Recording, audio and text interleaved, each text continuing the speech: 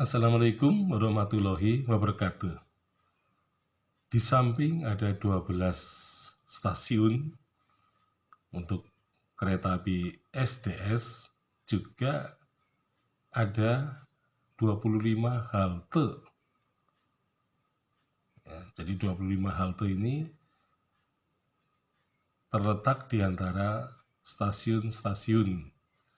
Jadi halte yang pertama adalah halte Pasar Wage, ya. Kemudian halte yang kedua di Berkoh, halte yang ketiga di Sangkal Putung, jadi sebelum memasuki stasiun Purwokerto, Sokaraja.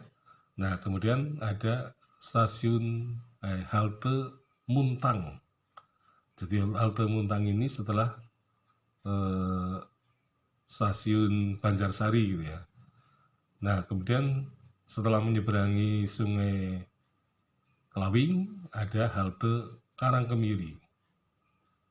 Nah, kemudian disusul halte Kemangkon.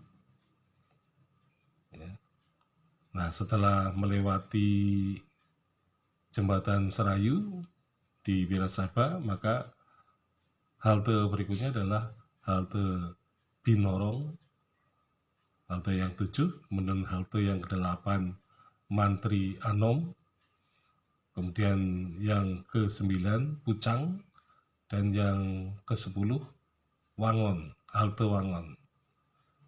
Nah, sebelum memasuki stasiun Banjarnegara, maka ada 2 halte, yaitu halte Banjarnegara, ya, terutama ini yang masih di dalam kampung, masih di luar kota. Nah, kemudian halte yang berikutnya adalah Banjarnegara Pasar. Ya, jadi setelah atau sebelum memasuki stasiun Banjarnegara, maka ada halte Banjarnegara Pasar ya. Nah, setelah stasiun Banjarnegara, maka memasuki halte yang ke-13, yaitu Sokanandi, ya, kemudian Singomerto, Sigalu, Prigi, Bandingan, Bojonegoro, kemudian Tunggoro, ya, kemudian halte Krasak, kemudian halte Penawangan. Ya. Nah, jadi ini halte Penawangan itu halte yang ke-22. Karena sebelum memasuki kota Wonosobo, maka ada 3 halte, yaitu halte Kampung, Wonosobo Kampung, kemudian ada halte Wonosobo Pasar, dan ada halte Wonosobo Kota.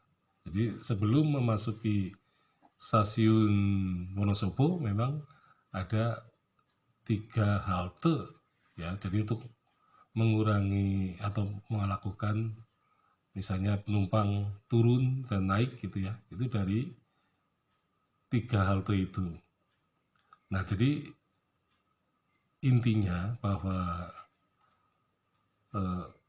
rute SDS itu dari Purwokerto Timur menuju Wonosobo itu sepanjang 102 km dengan 12 ya, 12 stasiun dan 25 halte.